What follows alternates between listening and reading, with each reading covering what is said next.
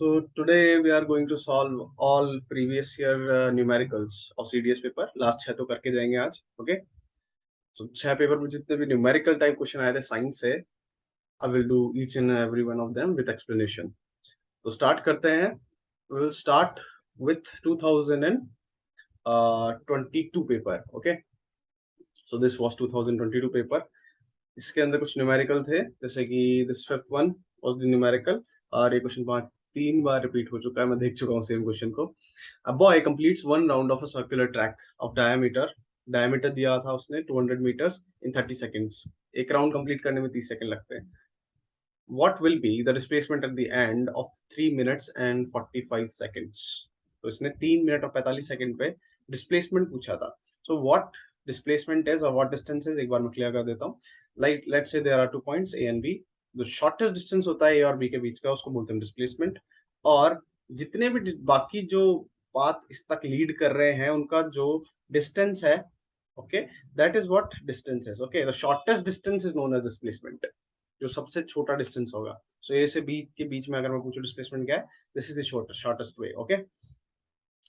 तो question was this. Question हमारे जो आया था उसने सिर्फ इतना पूछा था कि एक राउंड है. Okay, this is the round, और इसे कंप्लीट करने के लिए किसी इंसान को 30 सेकंड लगते हैं. सो ए से स्टार्ट करेगा, 30 सेकंड बाद वो वापस ए पे आ जाएगा.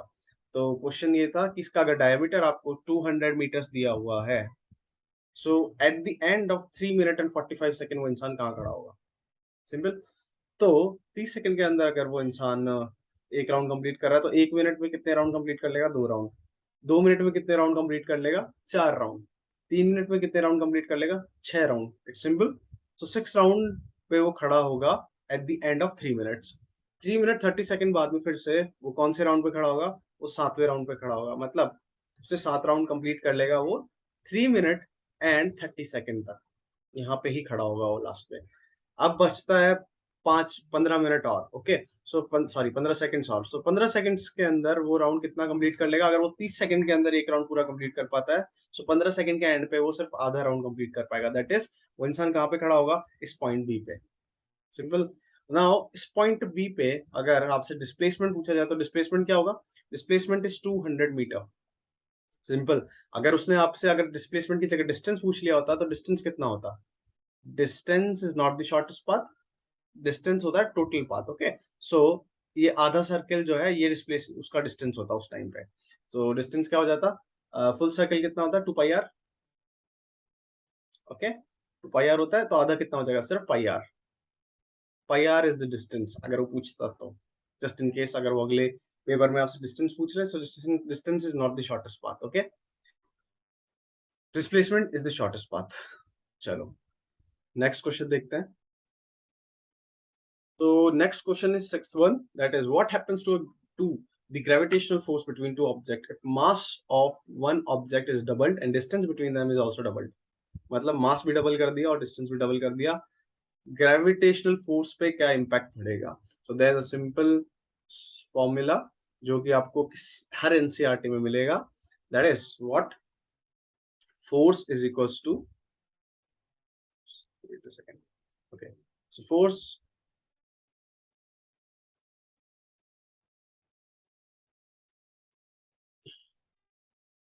is the pointer. Just give me a second. So force is equals to what? Force is equals to, force is equals to होता है हमारा g, that is gravitation. This is a constant g, m1, that is mass of one object, m2 mass of second object upon r square, distance between or you can say d square, distance between two bodies. Okay. So center of mass जो होते हैं दो bodies के, उसके बीच के distance को r से denote करते हैं. Now what was the question? Question simply इतना पूछ रहा था आपसे कि if मास जो है एक ऑब्जेक्ट का डबल कर दिया जाए. ओके. सो m से 2m में ट्रांसफर कर दिया जाए. Okay.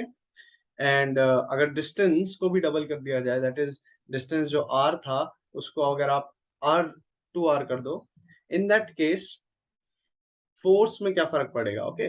So force is equals to क्या होता है? Force is equals to g m1 m2 upon r square. ये इनिशियल फोर्स है हमारा F1.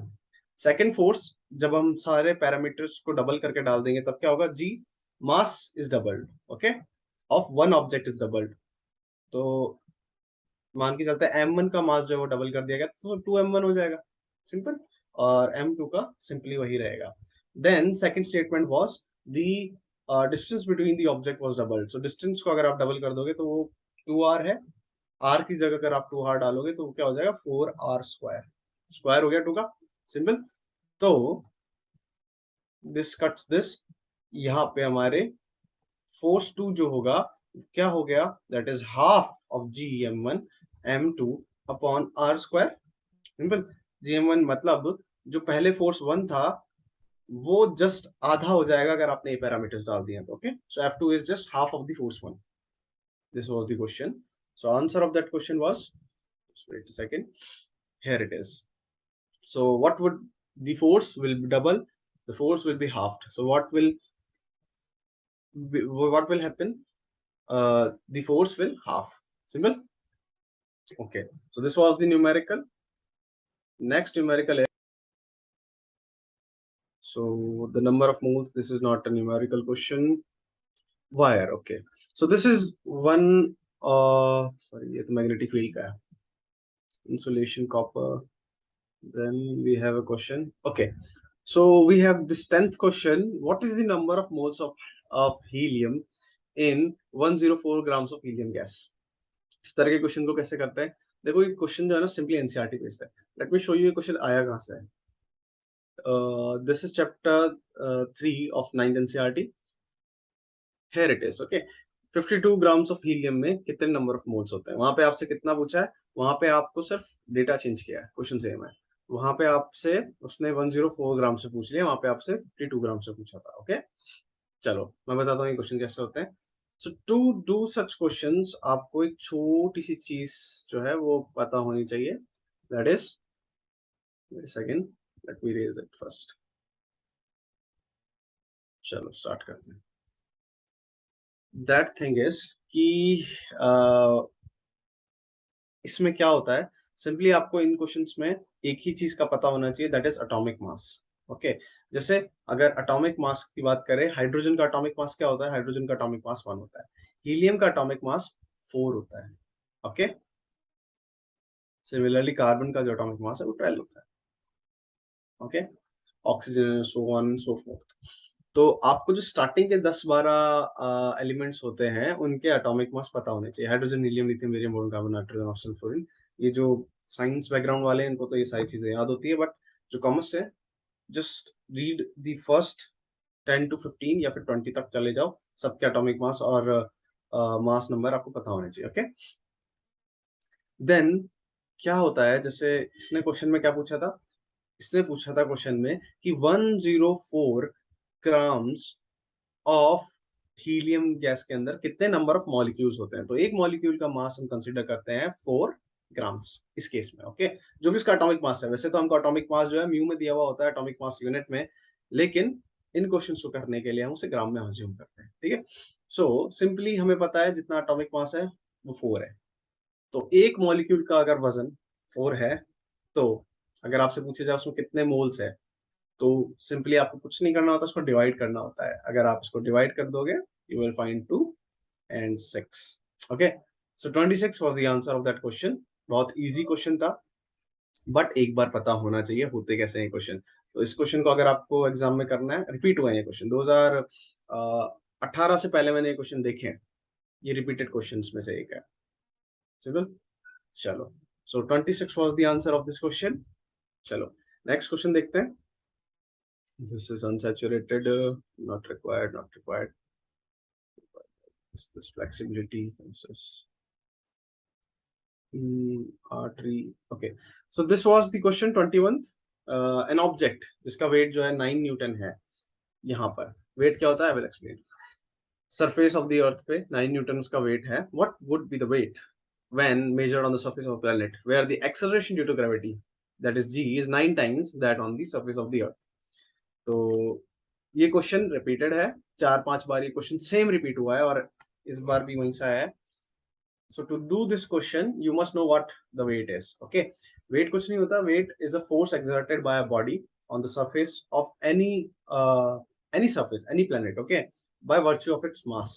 जो हमारा मास है, हम किसी चीज पे खड़े रहते हैं तो हमारा मास के कारण उस चीज पे फोर्स लगता है, that is what weight is. Okay, like the surface, you are standing here, आपका वेट जो है, मास अगर आपका m है, तो mass into acceleration is equals to force, Newton's law. Okay, mass into acceleration, second law of Newton, mass into acceleration is your force.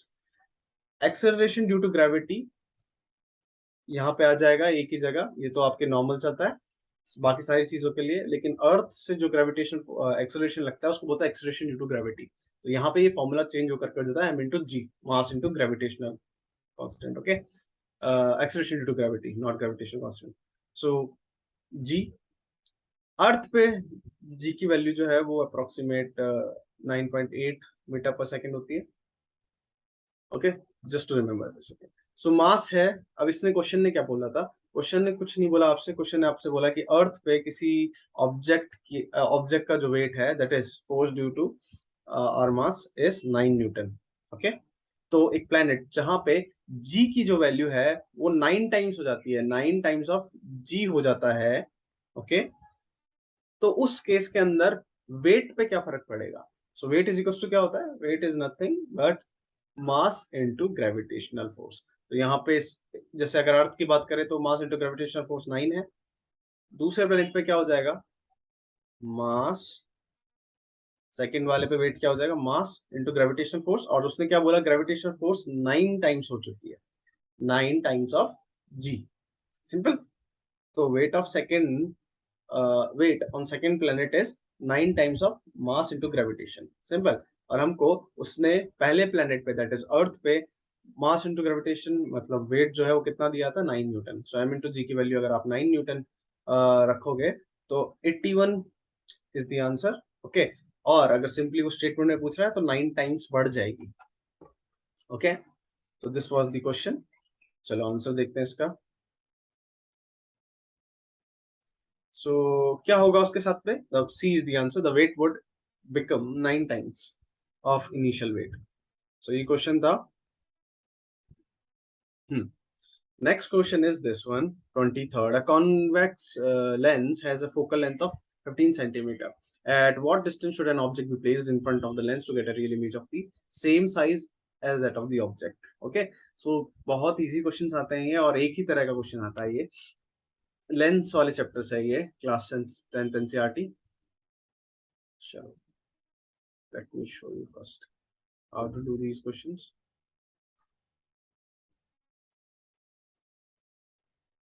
तो ये lens का क्वेश्चन है. मैं आपको एक सिंपल सा ट्रिक दे देता हूँ. Okay, this is your lens. Lens का एक होता है पोल, ओके, एक होती है उसकी फोकल लेंथ जहां पे सारी रेज वो फोकस करता है, जस्ट लाइक दैट, क्या बोलते हैं उसे, माइक्रोस्कोप नहीं, एक मिनट मुझे बता दूंगा मैं, याद आएगा. नेक्स्ट आपका होता है radius of curvature, that is twice of focal length. Okay, so lens के साथ में क्या है ना, लेंस का डायग्राम आप 10th से पढ़ सकते हो. एक ही केस ऐसा है जब जो ऑब्जेक्ट है और जो इमेज है उसका साइज सेम होता है, और वो तब होता है जब आपका ऑब्जेक्ट जो है वो कर्वेचर पे पड़ा हो. ठीक है, तो जो इमेज बनती है वो भी बिल्कुल सेम साइज की बनती है. ओके, सो ये क्वेश्चन बहुत बार रिपीट हो चुका है, और इसी का रिपीट होता है और किसी का नहीं होता. तो आपको क्या दिया था उस क्वेश्चन में, उसने बोला था आपको कि फोकल लेंथ जो है वो उसने दे दी थी आपको 15 सेंटीमीटर, और उसने पूछा था ऑब्जेक्ट को किस डिस्टेंस पे रखें कि इमेज जो है वो सेम साइज की बने. तो आपको वो जो ऑब्जेक्ट है उसको रखना पड़ेगा सेंटर ऑफ कर्वेचर पे, और centre of curvature is nothing but twice of focal length. अगर ये 15 है तो इसमें 15 और प्लस कर दो, दैट इज 30 सेंटीमीटर जो है ये डिस्टेंस है. ओके, आपको ऑब्जेक्ट को 30 सेंटीमीटर पे रखना पड़ेगा, तब आपकी इमेज सेम साइज की बनेगी एज ऑब्जेक्ट. Simple question. बाकी अगर आपको डिटेल में रे डायग्राम्स पढ़ने हैं 10th class NCERT, okay, chapter 10th है शायद, देख लेना, लेंस नाम से एक चैप्टर है. तो this was the question. Answer इसका क्या है, सी वाज द आंसर. चलो, नेक्स्ट क्वेश्चन इज, इतने ही थे शायद इसमें, ठीक है, इसमें इतने ही थे. So let me open the next question paper. So this one is 2021 second paper. Okay, so numerical करेंगे और कुछ नहीं. First is theoretical question, speed down less medium, सारे थ्योरेटिकल क्वेश्चंस है. Okay, so this was the question fourth. Okay, an electric circuit consisting of a cell and ammeter and nichrome wire of length L. The length of the wire is reduced to half. Then the ammeter reading is. ये question पहली बार नहीं आया, बहुत repeat होते हैं question, 5-6 बार तो मैं देख चुका हूँ. चलो इस क्वेश्चन को करने का तरीका बताता हूँ मैं आपको. ये question, this question is from chapter electricity. होता क्या है, रेजिस्टेंस रेजिस्टिविटी बेस्ड क्वेश्चन है ये. बहुत बार पूछे जाते हैं कि वायर को आधा कर दिया, क्रॉस सेक्शन को डबल कर दिया, एरिया को डबल कर दिया, तो उस केस के अंदर वायर के अंदर वोल्टेज या फिर करंट पे क्या फर्क पड़ता है. तो किस तरह से होते हैं क्वेश्चन, मैं सिंपली आपको समझा देता हूँ. That is a simple formula. Okay, formula नहीं, ऑब्जर्वेशन थी, फॉर्मूला बाद में बना उसका. ऑब्जर्वेशन क्या थी कि एक चीज होती है रेजिस्टिविटी, कितना चीज आपको रेजिस्टेंस देगी. ओके, पाथ में कितना ज्यादा रेजिस्टेंस है. सो लेट्स से एक रोड है, उस पे गड्ढे हैं बहुत सारे, तो वो रेजिस्टेंस है. सो रेजिस्टिविटी डिनोट्स रेजिस्टेंस, और ये देखा गया, जिसे रो से डिनोट करते हैं हम. रेजिस्टेंस जो है, रेजिस्टिविटी जो है, resistivity is directly proportional to length. जितनी लंबी रोड होगी उतने ज्यादा गड्ढे मिलेंगे, उतना ज्यादा रेजिस्टेंस होगा. एंड इज इनवर्सली, और ये भी देखा गया कि ये जो रो है, that is resistivity, is inversely proportional to area. Rod जितनी चौड़ी होगी उतना अच्छा ट्रैफिक फ्लो करेगा. सिंपल. ये दो ऑब्जर्वेशन दी गई थी. जब हम किसी कांस्टेंट को, प्रोपोर्शनलिटी के साइन को हटाते हैं, तो हम उसके अंदर एक कांस्टेंट को ऐड करते हैं. Okay, so resistance, sorry resistivity नहीं, ये रेजिस्टेंस है. ओके, सो रेजिस्टेंस जो है, जितना लेंथ लंबी होगी रोड की उतना ज्यादा रेजिस्टेंस है, उतने गड्ढे मिलेंगे. जितनी चौड़ी रोड है उतना अच्छा ट्रैफिक फ्लो करेगा. जब हम किसी भी कांस्टेंट को बीच में से हटाते हैं, then we add a sign, जिसे हम बोलते हैं कांस्टेंट. ओके, तो अगर मुझे इन दोनों स्टेटमेंट को कंबाइन करना है, I will add a constant. So what will be this constant? Resistance is equal to, मैंने proportionality sign हटा दिया, मैं एक constant लगाता हूँ जिसे हम बोलते हैं resistivity या rho. Okay, rho length upon area. Constant का काम ही होता है आपके इक्वेशन को इक्वेट करना, constant को हटा देना. ओके, सॉरी proportionality sign हटा देना. This is the statement. Okay, resistance is equal to resistivity length upon area. Simple statement. अब आपसे क्वेश्चन जो है, सारे जितने भी लेंथ वाले, क्रॉस सेक्शन वाले क्वेश्चन आते हैं, सारे इसके क्वेश्चन आते हैं. और सिंपल ओम्स लॉ क्या बोलती है, V is equal to I R, voltage is equal to current upon current into resistance. ये दो फॉर्मूले हमें सबको पता है. अब हमें क्या पूछा था उस क्वेश्चन में, उस क्वेश्चन में पूछा था कि एमीटर की रीडिंग पे क्या फर्क पड़ेगा अगर length of the nichrome wire was reduced by half. Length of nichrome wire को अगर आप आधा कर देते हो तो एमीटर की रीडिंग पे क्या फर्क पड़ता है. सो यहाँ पे करंट पूछा था, ammeter denotes current. Okay, galvanometer voltage. तो करंट पे क्या फर्क पड़ेगा, करंट इज इक्वल टू क्या हो गया, current is equal to R upon V. ठीक है, sorry, V is equal to I R, और करंट इज इक्वल टू क्या हो गया, sorry resistance is equal to क्या हो गया, यहाँ पे रेजिस्टेंस इज इक्वल टू हो गया V upon I. Okay, so resistance की ये जो वी अपॉन आई वाली वैल्यू है, आप यहाँ पे ला करके प्लेस कर दीजिए. क्या हो जाएगा उससे, उससे सिंपली हमारा हो जाएगा this, resistance is equal to V is equal to I R, R is equal to V upon I. Okay, और R is equal to rho length upon area. R की वैल्यू यहाँ डाल दिया, V I is equal to rho length upon area. Simple. Now current is equal to, इसको flip कर दो पूरे statement को, उल्टा कर दिया हमने, रिवर्स. क्या हो गया उससे, A अपॉन रो नीचे चला गया, रो लेंथ. ओके, सो करंट पे क्या फर्क पड़ेगा, लेंथ का हमें ये जानना है. तो I इज इक्वल टू क्या निकला है यहाँ से हमारे पास में, A V rho L. Simple. Now मान के चलो, पहले स्टार्टिंग में जो एमीटर की रीडिंग थी करंट की, वो I1 थी. ठीक है, जब L जो थी वो पूरी लंबी थी. तो अगर हमने L की वैल्यू को आधा कर दिया तो क्या होगा उस केस के अंदर, I2 जो होगी हमारी, L की वैल्यू जब हम आधी कर देंगे तो कितनी हो जाएगी, रो L, और नीचे 2 आएगा तो ऊपर चला जाएगा. ओके, तो 2 ऊपर चला गया. Now I2 is equal to क्या हो गया, अगर आप देखें I2 is twice I1. This is the final result. तो जो आपकी करंट की वैल्यू होगी आधा करने पे निक्रोम वायर को, वो डबल हो जाएगी, एमीटर की रीडिंग जस्ट डबल हो जाएगी. सो this was the statement. Okay, simple. एक और ये फॉर्मूला याद रखना, जितने भी आपकी लेंथ क्रॉस सेक्शन के क्वेश्चंस आते हैं सब में यही फॉर्मूला यूज में आता है और ये 2-4 स्टेटमेंट ही काम में आते हैं और सारे सेक्शन से न्यूमेरिकल्स नहीं आते हैं, कुछ ही सेक्शन से आते हैं। ओके, तो सारे सेक्शन हम कर लेंगे। सो दिस क्या होगा करंट के साथ में, current will just get double, B is the answer. चलो नेक्स्ट क्वेश्चन छोड़ो, ये थ्योरी है। सिक्स्थ क्वेश्चन देखना है, an athlete completes a round of a circle, same question है जो अभी आपको पहले करवाया मैंने, वही राउंड वाला डिस्प्लेसमेंट वाला। ट्रैक का डायमीटर दिया हुआ है, 20 सेकंड लगते हैं उसको पूरा कवर करने में। What will be the displacement after 1 minute and 10 second, तो 10 सेकंड 1 मिनट के बाद में उसमें डिस्प्लेसमेंट कितना होगा वो आप निकाल सकते हो। This question you try yourself, क्योंकि एक क्वेश्चन मैंने करवा दिया। चलो, several indicators, this was not the question. Yes, this no cancellation roasting, no. Yeah, deoxygenated blood, no. Okay, 19th question. A sound wave has a frequency of 4 kilohertz and wavelength of 30 centimeters. How long will it take to travel a distance of 2.4 kilometers? ठीक है, थोड़ा सुनने में typical लगेगा question, but this question is very easy और मैं बताता हूँ क्यों। चलो इसकी थ्योरी करते हैं। सो ये आपके क्वेश्चन है साउंड वाले चैप्टर से। ओके, सो साउंड, इस क्वेश्चन को करने से पहले मैं आपको प्रैक्टिकली बताता हूँ ये चीजें होती क्या है। जैसे कि साउंड की एक वेव है, ओके, दिस वेव, तो इसको बोलते हैं हम क्रेस्ट, जो सबसे ऊपर वाला पार्ट है, और नीचे वाले को हम बोलते हैं ट्रॉफ। ओके, असिस्टेंट कमांडेंट में क्वेश्चन था ये इस बार। तो क्रेस्ट और ट्रॉफ जो होते हैं हमारे, किसी भी दो क्रेस्ट या तो किसी भी दो ट्रफ के बीच के डिस्टेंस को हम वेवलेंथ बोलते हैं या लैम्डा से रिप्रेजेंट करते हैं। ओके, सो लैम्डा फ्रीक्वेंसी क्या होती है? फ्रीक्वेंसी इज नथिंग कि बट एक सेकंड के अंदर या फिर किसी भी टाइम पीरियड के अंदर कोई चीज कितनी बार रिपीट हो रही है, that is what frequency is. Okay, तो जैसे कि अगर मैं बात करूं आपसे कि एक सेकंड का टाइम है, ओके, एक सेकंड के टाइम में ये दो वेव्स है, एक ऊपर वाली एक नीचे वाली, और एक सेकंड के अंदर ये इतना रीच कर पाती है, एक सेकंड के अंदर ये भी इतना ही रीच कर पाती है, सेम डिस्टेंस। Okay, 1 second. और मैं आपसे पूछूं फ्रीक्वेंसी किसकी ज्यादा है? फ्रीक्वेंसी क्या होती है? कोई चीज कितनी बार हो रही है किसी पर्टिकुलर टाइम के अंदर। तो 1, 2, 3, 4, 5, 5 अप्स एंड 4 डाउन्स बन रहे हैं एक सेकंड के अंदर नीचे वाली वेव के अंदर। फ्रीक्वेंसी ज्यादा किसकी है? दिस वन, इसकी फ्रीक्वेंसी ज्यादा है। इसी के अगर आप ऊपर वाली वेव में देखो तो एक सेकंड के अंदर सिर्फ 2 अप्स बन रहे हैं, सिंपल, जिसे हम बोलते हैं क्रेस्ट। तो 2 क्रेस्ट बन रहे हैं। सो इन कंपैरिजन अगर मैं बोलूं फ्रीक्वेंसी किसकी ज्यादा है? This one. सो फ्रीक्वेंसी को डिनोट करने का एक फॉर्मूला है, that is 1 upon time period is frequency. meters inverse is the unit of frequency, so frequency is nothing but 1 upon time period। Okay, ये है।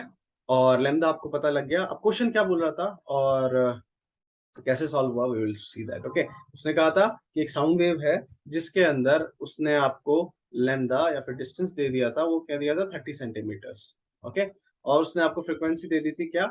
4 kilo hertz. This is your frequency, kilo hertz. So kilo का मतलब होता है simply 1000 से into कर देना अगर आपको उसको सिंप्लीफाई करना है तो, या फिर फ्रीक्वेंसी इज इक्वल टू क्या? किलो हटाना है मुझे, 4000 हर्ट्ज, सिंपल। नाउ फ्रीक्वेंसी उसने दे दी थी, लैम्डा उसने मुझे दे दिया था, उसने पूछा था कि कितने टाइम में वो 2.4 किलोमीटर क्रॉस करेगा, वो साउंड वेव कितना टाइम लेगा। तो उसको सॉल्व करने से पहले मुझे साउंड वेव की क्या चाहिए? स्पीड ऑफ साउंड वेव, वो कितनी स्पीड से ट्रेवल कर रहा है। तो स्पीड इज इक्वल टू क्या होता है? Distance is equal to speed upon time, speed into time. Okay, this is the simple formula of time and distance. तो अगर मुझे स्पीड निकालनी है, स्पीड क्या होगी? स्पीड इज इक्वल टू होता है डिस्टेंस अपॉन टाइम। ओके, और फ्रीक्वेंसी क्या होती है? Frequency is equal to 1 upon time period. तो अगर मैं टाइम पीरियड की बात करूं तो वो क्या हो गया? 1 अपॉन फ्रीक्वेंसी या फिर 1 upon 4000। This is my time period. So यहाँ पे मेरे पास टाइम पीरियड भी है, मेरे को यहाँ पे डिस्टेंस भी दे रखा है, दैट इज लैम्डा। अगर मैं क्वेश्चन के अंदर टाइम पीरियड और लैम्डा डालता हूं तो मेरे पास में क्या आ जाएगा? मेरे पास में आएगा दिस। ठीक है, सो मेरे पास में आ जाएगा distance, speed is equal to distance that is 30 centimetre upon time period. Time period क्या आ गया? 1 अपॉन 4000 और 30 इंटू 4000, सिंपल। ये आ गई हमारी स्पीड 30 इंटू 4000। नाउ स्पीड आ गई हमारे पास में। अब उसने क्या पूछा था? हमसे पूछा था कि ये वेव जो है, साउंड वेव जिसकी स्पीड आपके 30 इंटू 4000 है, ये 2.4 किलोमीटर क्रॉस करने में कितना टाइम लेगी। सो हमें वहां पे डिस्टेंस दिया था 2.4 किलोमीटर, हमारी स्पीड हमने निकाल ली है। तो डिस्टेंस इज इक्वल टू क्या होता है? Distance is equal to speed into time.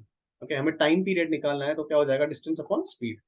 Time distance हमें दिया हुआ था कितना, 2.4 किलोमीटर। इसको अगर मैं सेंटीमीटर्स में कन्वर्ट करूं तो क्या हो जाएगा, पहले तो मैं इसको मीटर में कन्वर्ट करूंगा इंटू 1000। अब इसको सेंटीमीटर में फिर से कन्वर्ट करूंगा तो मैं इसको इंटू 100 और करूंगा, simple. Next, distance upon speed क्या थी हमारी, 4000 इंटू क्या 30। दिस इज आवर स्पीड, ये हमारी निकली थी। Now 4000 cancels 4000, this 1000 cancels, zeros cancel zeros, okay, this zero cancel zero, हमारे पास में आता है 12, सिंपल। 12 2 जा 24, तो यहाँ पे क्या आ गया 0.2, और ये सब कट गया, बचता क्या है 0.2 into 10, that is equal to 2 seconds. तो हमारा टाइम पीरियड मतलब जो साउंड वेव है वो 2 सेकंड के अंदर 2.4 किलोमीटर ट्रेवल कर जाएगी। This was the simple question of sound wave, okay, इस तरीके से हुआ था क्वेश्चन। चलो नेक्स्ट क्वेश्चन देखते हैं हम। 29th, 19th done. Okay, next question is an electric bulb is connected to 110 volt generator. Current दिया हुआ है आपको, उसमें वोल्टेज भी दिया हुआ है उसने आपने। What is the power of the bulb, बहुत इजी क्वेश्चन था ये, इसमें ज्यादा दिमाग लगाने की जरूरत नहीं थी। पावर इज इक्वल टू होता है क्या, wait a second, power is equal to होता है voltage into current, okay, v into I, this is what power is, okay, so power current के केस में वोल्टेज इनटू टाइम होता है। आपको ना इसके अंदर चीजें दी हुई थी, जैसे कि वोल्टेज दिया हुआ है 100 वोल्ट, और इसमें करंट भी दिया हुआ था, आपको सिर्फ इनटू करना था इस क्वेश्चन के अंदर। 0.2 into 110 gives 22 watts is the answer, क्योंकि इसमें kilo watts, hertz, sorry mega watts, ये सब नहीं दिया हुआ, यूनिट बिल्कुल स्टैंडर्ड दी हुई थी, कुछ भी चेंज नहीं करना था, सिर्फ इनटू करना था। ओके, इस तरीके से क्वेश्चन हुआ था। आंसर इसका सी। चलो नेक्स्ट क्वेश्चन देखते हैं हम। 22, a bus starting from a bus stand and moving with a uniform acceleration attains a speed जो है उसकी उसने दे दी है in 10 minutes, what is the acceleration? So acceleration क्या होता है, चैप्टर 1 फिजिक्स का जो फर्स्ट चैप्टर है 9th एनसीईआरटी में, उसमें दिया हुआ है मोशन में। तो मैं बताता हूँ, acceleration is nothing but speed upon time, और उसमें स्पीड भी दी आपको, टाइम भी दिया हुआ है। स्पीड उसने 20 किलोमीटर पर आवर दे रखी है, ओके, और टाइम आपको उसने 10 मिनट्स दे रखा है, तो आपको एक्सेलरेशन बताना था। सो इसके अंदर आपको कुछ नहीं करना था एक्सेप्ट फॉर आपको यूनिट्स को कन्वर्ट करने के अलावा। क्या क्या दिया हुआ था, दिया हुआ था आपको 20 किलोमीटर और 10 minutes, okay. So acceleration is equal to speed upon time. So speed आपको दी हुई थी किलोमीटर पर हार में, और टाइम आपको दिया हुआ था मिनट में, तो मिनट्स को आपको पहले हार में कन्वर्ट करना पड़ेगा, ओके। आंसर किसमें मांगा इसने, ओके, किलोमीटर पर हार, ठीक है। तो इस केस में स्पीड तो ठीक है 20 किलोमीटर पर हार, टाइम को अगर आपको हार में कन्वर्ट करना है, ये मिनट में है, तो आपको क्या करना पड़ता है, टाइम को डिवाइड करना पड़ता है बाय 60, मतलब ऊपर 60 चला जाएगा, सिंपल। सो अब ये जो है मिनट से हार में कन्वर्ट हो चुका है, this cancel this, 120 is the answer, 120 is the answer of acceleration, okay. Unit जो है उसकी स्पीड अपॉन टाइम होती है, that is metre upon time square, metre upon time square, okay. So 120 was the answer, बहुत simple question था। चलो next question is, ये तो उसके बेसिस पे राइट फॉर दिस प्रोटोजोन, ठीक है। इसमें इतने क्वेश्चन थे साइंस के। हम नेक्स्ट देखते हैं, next paper, okay. So this one is 2021 first वाला जो पेपर था, इसके अंदर 99 से स्टार्ट हो रहा है मेरे पेपर में क्वेश्चन, मैं डायरेक्ट निकाल लेता हूँ, okay. So here we have questions जो साइंस के थे। 100 जो क्वेश्चन था उसको पढ़ना। A solute contains 20 grams of solute. Sorry, a solution contains 20 grams of solute and 180 grams of solvent. The solvent is water. What is the concentration of solution in terms of mass by mass percentage?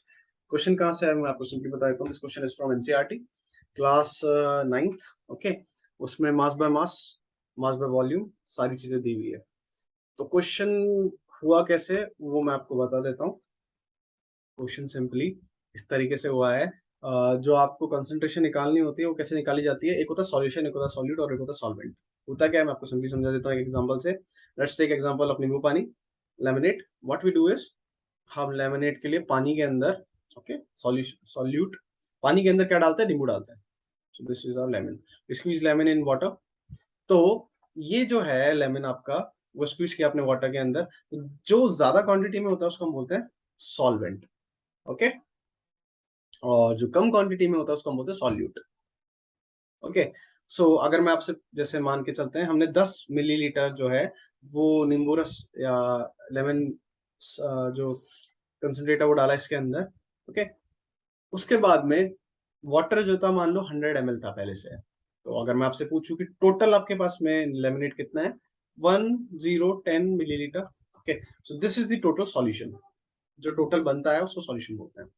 Now question में अगर हम मैं आपसे पूछूं कि कितना percent जो है सॉल्यूशन के अंदर लेमनेड है, सॉरी नींबू का रस है, तो क्या बोलोगे आप सिंपली, लेमन कंसंट्रेट जो होगा इसके अंदर कितना होगा, 10 ml था, ओके।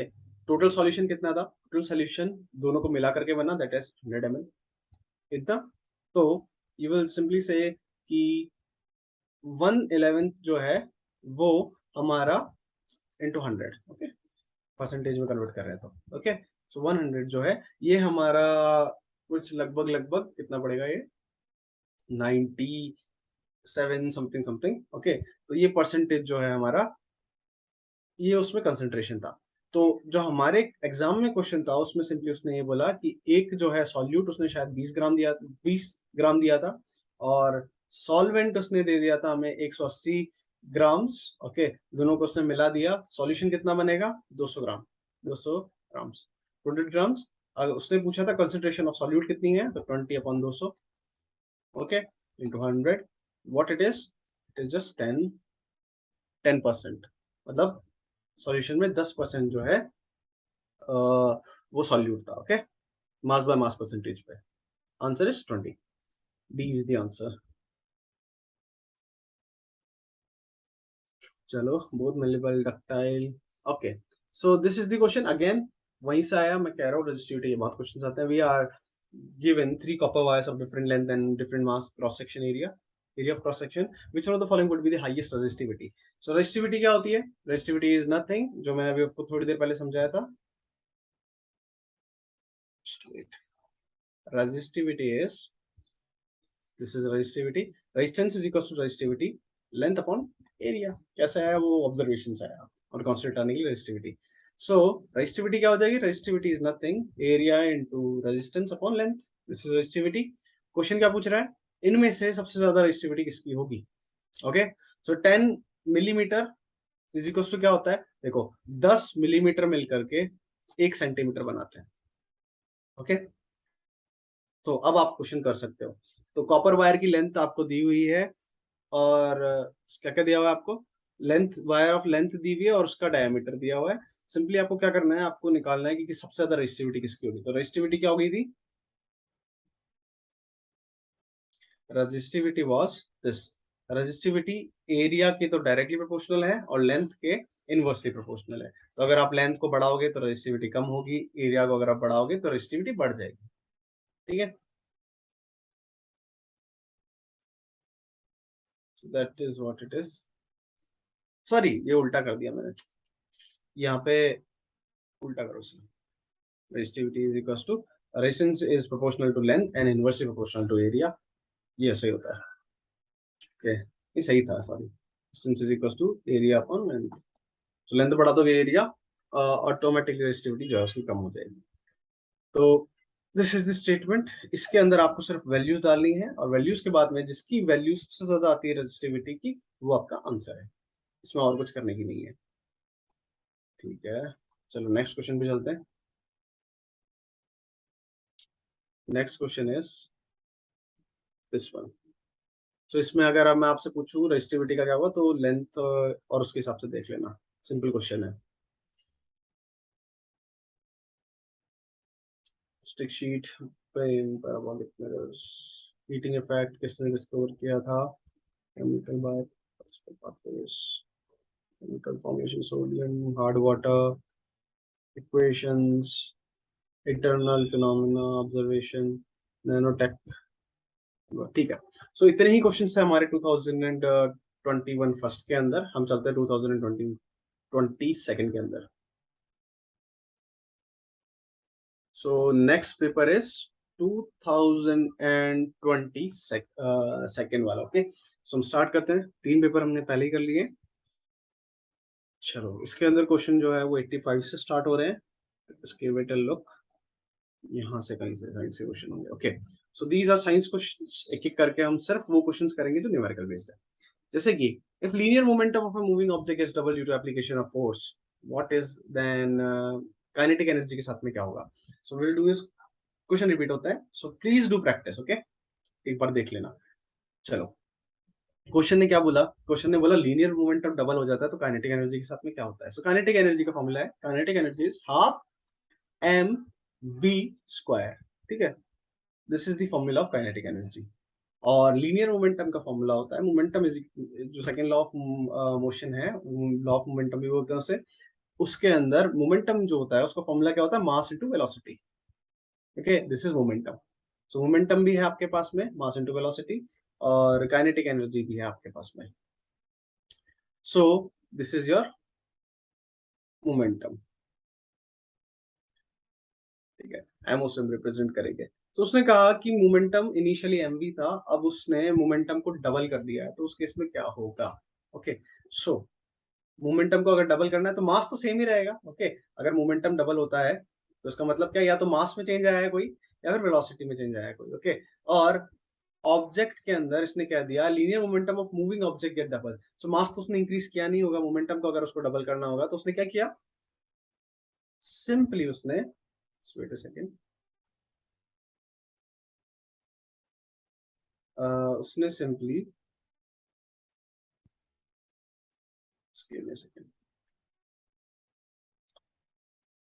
उसने सिंपली जो है, उसने वेलोसिटी को डबल कर दिया होगा, तो मोमेंटम अपने आप डबल हो गया। तो मतलब हुआ क्या वहां पे वेलोसिटी में डबल का चेंज आया। ठीक है, मोमेंटम डबल हो गया, मास तो सेम रहेगा क्योंकि बॉडी तो सेम है। तो अब उसने पूछा अगर उसने मास मोमेंटम को डबल कर दिया तो in that case kinetic energy के साथ में क्या होगा। सो वेलोसिटी को डबल कर दो आप इसके अंदर। तो पहले काइनेटिक एनर्जी अगर के ई वन होता तो हाफ एम वी स्क्वायर था, तो के ई टू, दैट इज चेंज होने के बाद में क्या हो गया, हाफ एम वी की जगह आप टू ही डाल दोगे square, that is equal to kinetic energy K two is equal to two M four V square, या फिर simply four half M V square.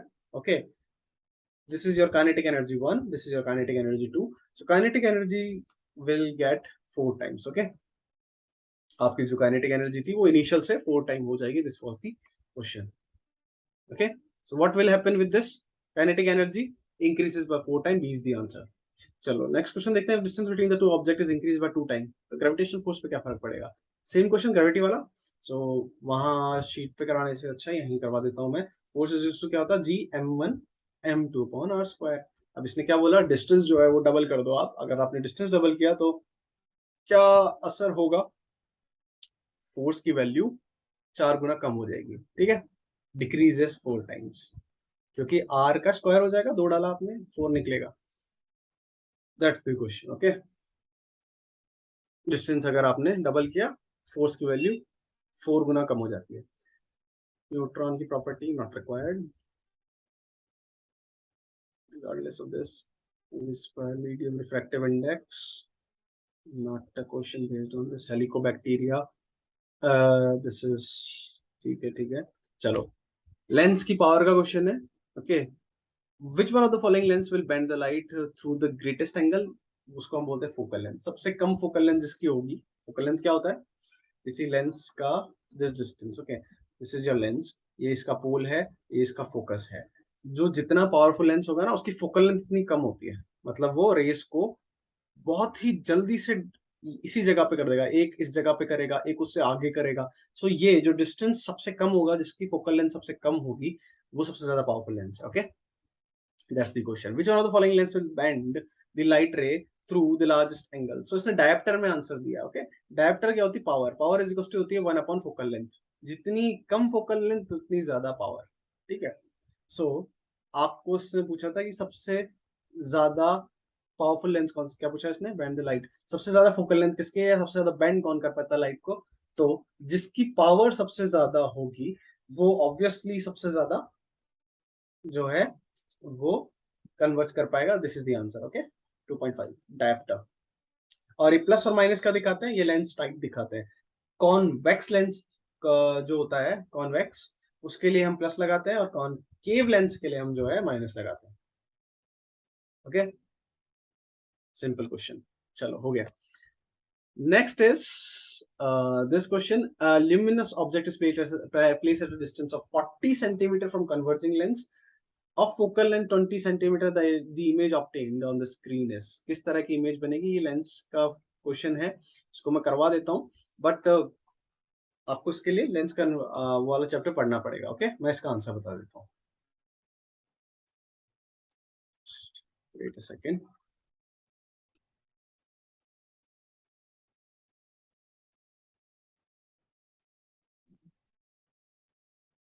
Alt,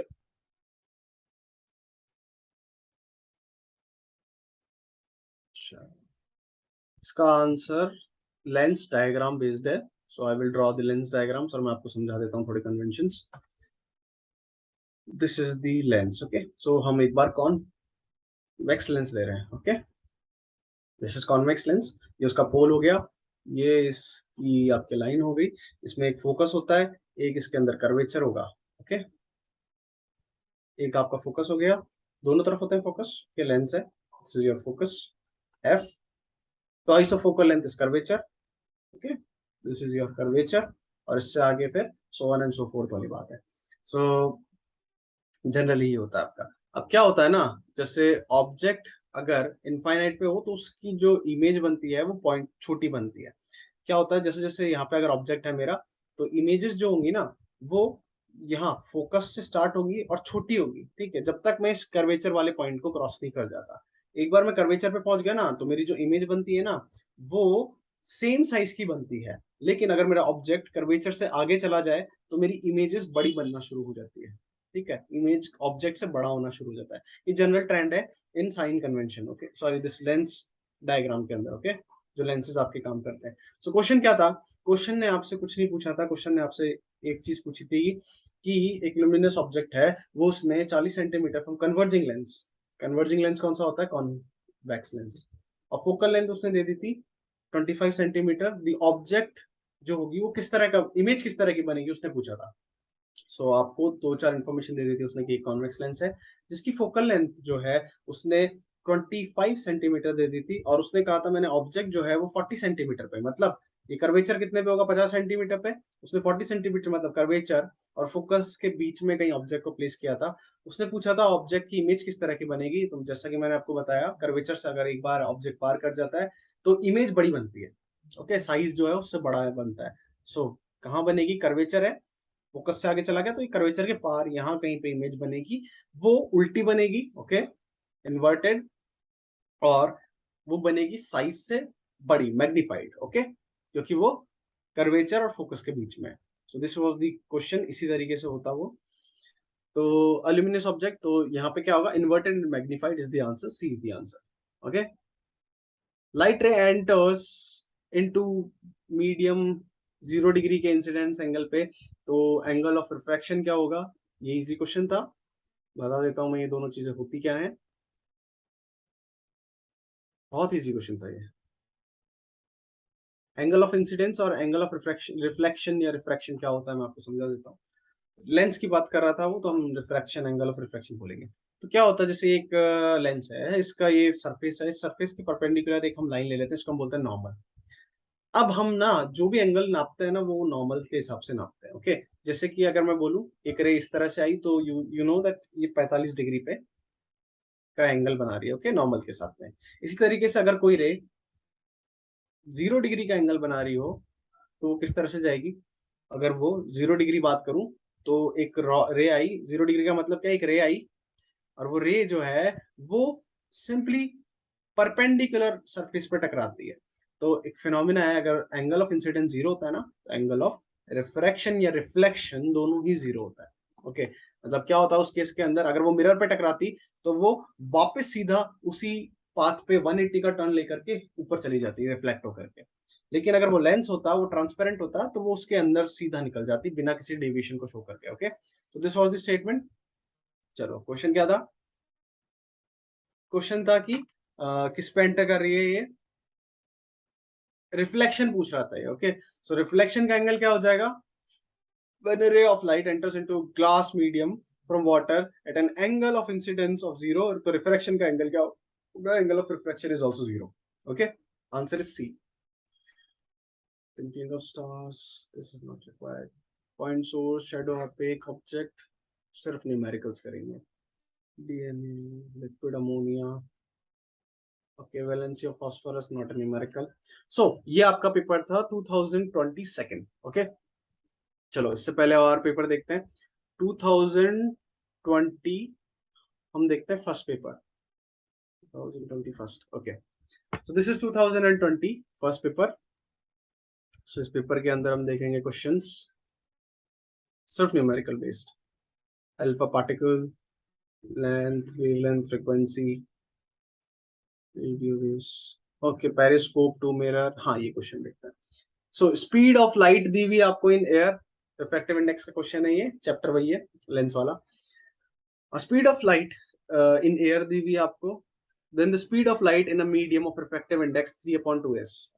सो एक मीडियम जिसका रिफ्रैक्टिव इंडेक्स आपको दिया हुआ है, तो उसके अंदर स्पीड ऑफ लाइट क्या होगी? चलो बात करते हैं हम इसकी। तो रिफ्रैक्टिव इंडेक्स क्या होता है? रिफ्रैक्टिव इंडेक्स होता है आपकी कुछ नहीं होता, speed of light in medium 1। Okay, speed of light in medium 1 upon speed of light in medium 2 is known as refractive index. Okay, इसको बोलता है RX, रिफ्रैक्टिव इंडेक्स। अगर तो उसने क्या बोला था हमको कि रिफ्रैक्टिव इंडेक्स उसने दे दिया था हमें, स्पीड ऑफ लाइट भी दी थी हमें 3 × 10⁸ this was the speed of light जो उसने हमें गिवन की है, speed of light in one medium means air के अंदर। और उसने कहा एक मीडियम है जिसका रिफ्रैक्टिव इंडेक्स क्या है? 3/2। This is the refractive index. The refractive index क्या होता है? Speed of light in one medium upon speed of light in second medium. Okay, so speed of light in one medium क्या दी थी इसने? 8। और speed of light in second medium ये पूछ रहा था। बहुत इजी क्वेश्चन था। Speed of light in second medium was 2 × 10⁸। इसका आंसर इतना सही था। Okay, got the point. Easy question था, बहुत ज्यादा इजी क्वेश्चन था। 3 के मार्क्स से बस आपको रिफ्रैक्टिव इंडेक्स पता होना चाहिए था, जो कि 10th क्लास की एनसीईआरटी में है। ओके, रेडियो वेव, दिस, ये आपके क्वेश्चन जो है रिपीट हुआ इस बार असिस्टेंट कमांडेंट के अंदर, लेकिन वो किसी और की यूनिट पूछ रहा था, इसकी नहीं था। Vapour, copper sulphate, this is not a numerical. Numerical resistivity. Sir resistivity की यूनिट पूछ ली यहाँ पे इसने, कुछ नहीं है, बहुत इजी क्वेश्चंस है। इतने ही क्वेश्चंस थे क्या इसमें? साइंसेस। ओके, साइंस का एक ही न्यूमेरिकल था 2020। कौन सा पेपर है? फर्स्ट में। चलो लास्ट पेपर हम करते हैं 2019। 2019 second. Okay, so here is the paper 2019 second. इसके अंदर सिर्फ साइंस के क्वेश्चंस देखने हैं हमें, और वो भी न्यूमेरिकल्स। ओके, सो यूनिफॉर्म, ये रहा question part.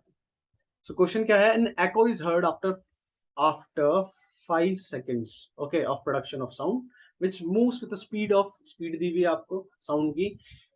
what is the distance of mountain from the source of the sound which produces echo? क्या क्या चीजें दी हुई है आपको? आपको दिया हुआ है ये सब चीजें। पहली चीज जो आपको दी हुई है इसने, वो है आपको स्पीड ऑफ साउंड, जो उसने बोल दी 340 मीटर पर सेकेंड। ओके, और echo was heard after, wait a second, so echo was heard after 5 seconds. so echo क्या होती है? echo होती है साउंड का रिफ्लेक्शन। वहां पे जैसे माउंटेन है, मैं यहाँ पे खड़ा हूँ, अगर मैंने चिल्लाया तो चिल्लाने के बाद में साउंड इस पहाड़ से टकरा के मुझ तक वापस कब तक, कितने टाइम में पहुंचता है, उसको बोलते हैं echo. सो इस टाइम, ये टाइम उसने दे रखा है 5 seconds. ओके, उसने मुझसे पूछा कि माउंटेन का डिस्टेंस क्या है जहां मैं खड़ा हूँ वहां से। ओके, सब कुछ दिया हुआ उसने, बहुत इजी क्वेश्चन था। तो एक चीज यहाँ पे नोटिस करना कि एको जो होती है वो 2 टाइम्स डिस्टेंस को ट्रेवल करती है, एक तो जाते टाइम और एक टाइम वापस आते टाइम। तो डिस्टेंस ट्रेवल हमारा क्या हो गया, ट्वाइस ऑफ जो माउंटेन का हमारा डिस्टेंस है, अगर हम डी मानते हैं तो। Okay, this is the distance travel. Distance is equal to क्या होता है, स्पीड इनटू टाइम। स्पीड हमको क्या दी हुई है, 340, एंड टाइम क्या दिया हुआ है हमें, 5 सेकेंड्स। ओके, तो अगर मुझे डिस्टेंस पता लगाना, डिस्टेंस क्या हो गया, half of this, that is 170 into 5, this is half of this, or 5380 meters. Okay, so mountain was 850 meters ahead of you या फिर person. Okay, just wait a second. Okay, so kilometre में convert कर दिया उसने, kilometre में क्या हो जाएगा वो 0.85 किलोमीटर्स, हमने मीटर में निकाला, उसने किलोमीटर में। Simple question. Now, next question is, a 100-watt bulb is used for 10 hours a day. How many units of energy are consumed in 30 days? This is the question. Okay, so power का question है आपका, sorry energy का question है आपका। So power is equal to क्या होता है, आपको सिंपली बता देता हूँ ये क्वेश्चन। न्यूमेरिकल्स इसके फॉर्मूलाज लिखते रहना साथ साथ। ओके, पावर का क्वेश्चन कैसे होता है। पावर इज इक्वल टू आपके होती है, पावर जनरली क्या होती है, पावर होती है कितने टाइम में कितना काम कर सकता है इंसान। Okay, power is equal to होती है work done upon time. Okay, so work done के अंदर एनर्जी लगती है, these are interconvertible things. Energy और पावर जो है, वर्क डन जो है वो इंटर कन्वर्टेबल है, आप एनर्जी दोगे वर्क हो जाएगा। So power is equal to energy upon time, simple. So power को हम वाट में डिनोट करते हैं और टाइम हमारा टी में डिनोट होता है। Now the question was, question ने क्या बोला था, क्वेश्चन ने कहा था कि एक 100 वाट का बल्ब है, मतलब पावर दे दी, जो कि रोज 10 घंटे यूज हो रहा है। Okay, how many units of energy are consumed in 30 days, 30 दिन के अंदर उसने कितनी एनर्जी यूनिट्स कंज्यूम किया, ये हमें बताना था। So power energy equal to क्या हो गया, एनर्जी इक्वल टू होता है हमारे पावर इंटू टाइम। पावर उसने दे दी थी हमें 100 वाट, टाइम हमें उसने दे दिया रोज के 10 घंटे, और कितने दिन तक, 30 दिन तक। तो टोटल टाइम इतना हो गया, और 30000 30,000। ओके, 30,000 जो जूल है वो एनर्जी है। नाउ जो हमारी कॉमर्शियल यूनिट आती है वो जूल में नहीं, वो हमारे आती है यूनिट में। यूनिट क्या होती है, किलोवाट हावर। एक यूनिट जो हमारी बिजली की आती है वो होती है 1 किलोवाट, किलोवाट हावर। QAH, ठीक है। सो this is your energy unit. तो यहाँ पे क्या हो जाएगा, जो अब हमारी एनर्जी निकली है वो किस में निकली है, वो हमारी निकली है वॉट हाउस में। इसको हमको किलोवाट हावर में अगर कन्वर्ट करना होगा, कितनी आई है हमारे पास में, 30,000 वॉट हार्स में हमारी एनर्जी निकली है। इसको हमको किलोवाट में अगर करना है तो किलो के लिए हम कुछ नहीं करते, divide by 1000, this cancels this, energy is equal to 30 kilowatt hour. Okay, ये हमारी जो घर में यूनिट आती है वो किलोवाट हार में आती है। सो 30 यूनिट्स जो है वो आपकी एनर्जी कंज्यूम होगी उस बल्ब की, जिसकी पावर 100 यूनिट है, और उसको अगर आप 100 वाट है, और अगर आप उसको 10 घंटे तक चलाओगे। ओके, इस तरीके से क्वेश्चन हुआ था। ठीक है, किलोवाट हार का क्वेश्चन ये आपके दिया हुआ है chapter 11th class 9th NCERT. Okay, so आप वहां से कर सकते हो। नेक्स्ट क्वेश्चन जो है, it is about, so that is the answer. Next हम देखते हैं यूनिफॉर्म सर्कुलर मोशन, एक ही न्यूमेरिकल था क्या, बोस आइंस्टाइन कंसोलिडेट, बोल Einstein demography challenge. Magnification, magnification तो बहुत इजी चीज है। नेक्स्ट, स्पीड मार्केट प्राइस, ठीक है। Particle inter rate of evaporation increases, consideration x y says speed of inside a coil increases, statement isobar isotopes। Okay, एक ही question था, एक ये ऑक्टेट वाला क्वेश्चन था। ये क्वेश्चन पता नहीं कहाँ से आया था, अभी तक मुझे भी नहीं पता इसका। तो ऑक्टेट का क्वेश्चन था, sign sound supply J Thomson, ठीक है। सो 2019 सेकंड यहीं तक के पेपर करेंगे। लास्ट 6 पेपर में जितने भी न्यूमेरिकल्स आए थे we solved each one of them, and do practice अगर आपको कोई दिक्कत आती है तो। Okay, so that's all for this video. We'll meet in next.